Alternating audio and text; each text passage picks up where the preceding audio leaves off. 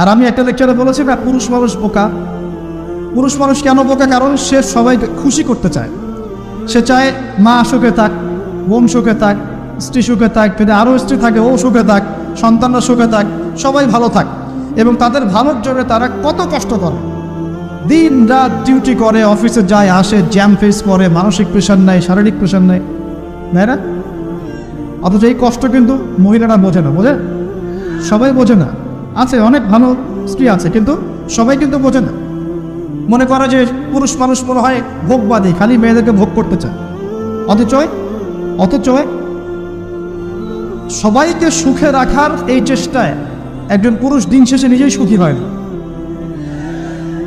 বহু পুরুষ শেষ বয়সে গিয়ে একাকিত্ব ভোগে, একা হয়ে যায়। এই জন্য বলছি ফ্যান্টাসি বাদ দেন। ফ্যান্টাসি বাদ দিয়ে হালাল রিজিক হয়েছে, একটা নেককার পরহেজগার মেয়ে দেখে বিয়ে করেন, ব্যাস তাকে নিয়ে দুনিয়ার ছোট্ট জীবনটা কাটিয়ে দেন। আর জান্নাতে তো হুর করে অপেক্ষা করছে ইনশাআল্লাহ। কি মনে করেন অপেক্ষা করছে না? এই লেকচার বাসায় গেলে কি হবে আমার অবস্থা আমি জানি না, কিন্তু বলছি আছে তো সবচেয়ে শেষে যারা জান্নাতে যাবে, একদম লাস্টে, তাদের প্রত্যেককে আল্লাহ পাক কমপক্ষে 2 জন করে হুর দিবেন। আর যারা আল্লাহ রাব্বুল আলামিনের রাস্তায় শহীদ হয়ে গেছে, এখনো যাচ্ছে বা হয়েছে বা হবে, তারা কি 72 জন, কত জন? 72 জন হুর আল্লাহ রাব্বুল আলামিন দিবেন।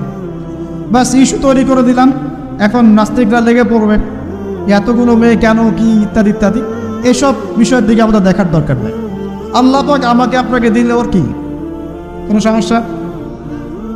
প্রিয় ভাইয়েরা, যুবকদের কথাই বলছিলাম, এখন এই যুবকদের হাতে দেশের ভবিষ্যৎ, উম্মার ভবিষ্যৎ। কিন্তু বাস্তবতা হচ্ছে আমরা বেশিরভাগ পর্নোগ্রাফিতে আসক্ত হয়ে গেছি, হারাম সম্পর্কে আসক্ত, হারাম রিজিকে আসক্ত, মাদকে আসক্ত।